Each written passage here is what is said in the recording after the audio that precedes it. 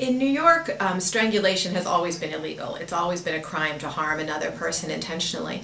But under the old penal code framework, you had to charge either assault if there were visible physical injuries, an assault third, which is a misdemeanor count, or harassment if there were no visible physical injuries, and that's only a violation level.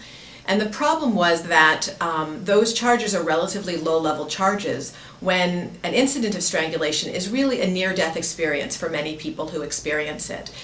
You can be choked to the point of unconsciousness in a matter of seconds and revive with almost no visible physical injury, perhaps some bruising around the neck. So it was very hard for law enforcement to charge that appropriately, and to charge something like that as a violation is giving it the same charge you would a shove.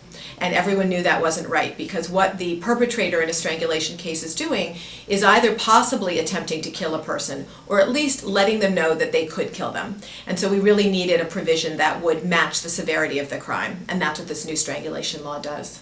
New York's new strangulation law has resulted in the charging of 2,003 people in the first 15 weeks that the law's been on the books. What do you think of that? That's just unprecedented. It's remarkable. You're talking about something that had to penetrate through to the police community and to the prosecution community. And the fact that there were so many charges brought in such a brief amount of time demonstrates that there was a real need for this statute. The fact that in the first 15 weeks of the law, 58 out of 62 counties in New York State had at least one charge, and that the distribution of the charges of strangulation offenses was so appropriate. 60% of the charges were brought in New York City, 40% of the charges were brought outside New York City.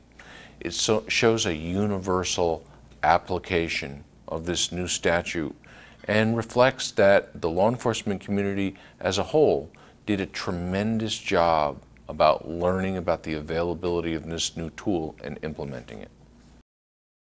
We know it's a very common occurrence in domestic violence situations, and it's particularly important because research indicates that if a victim has been strangled, she's 10 times more likely to become a victim of homicide.